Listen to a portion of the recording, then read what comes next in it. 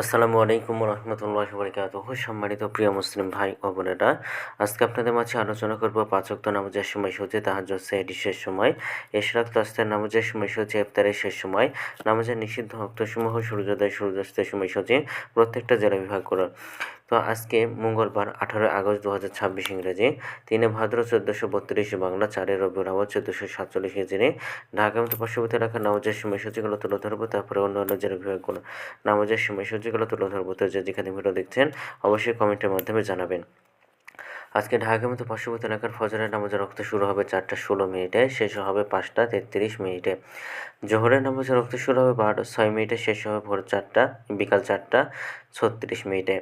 আসরের নামাজের রক্ত শুরু হবে 4টা 37 মিনিটে, আসরের নামাজের রক্ত শেষ হবে 6টা 13 মিনিটে। মাগরিবের নামাজের রক্ত শুরু হবে 6টা 34 মিনিট, মাগরিবের নামাজের রক্ত শেষ হবে 7টা 50 মিনিটে। এশার নামাজের রক্ত আজকে শুরু হবে 7টা 51 মিনিটে। এশার নামাজের রক্ত আজকে শেষ হবে ভোর 4টা 11 মিনিটে। অর্থাৎ সুবহ সাদিকের পূর্ব পর্যন্ত এই সময়টা বিদ্যমান থাকে। এই সময়ের মধ্যে এশার নামাজটা পড়তে পারবেন। আজকে ঢাকা মতো পার্শ্ববর্তী এলাকার সেহরির শেষ সময় হলো 4টা 10 মিনিটে, আর ইফতারের সময় হলো সন্ধ্যা 6টা 34 মিনিটে। আজকের নফল নামাজের উত্তম সময় ইশরাকের রক্ত সকাল 5টা 48 মিনিট থেকে 8টা 41 মিনিট পর্যন্ত।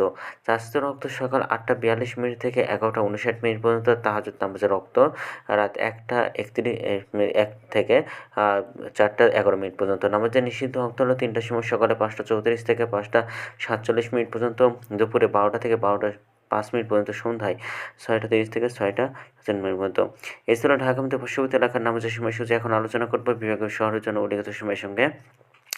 যেসব বিভাগের সময় যোগ বিয়োগ করবেন তা হলো এই, অর্থাৎ বিয়োগ করবেন চট্টগ্রামে 5 মিনিট এবং সিলেটে 6 মিনিট কম করবেন।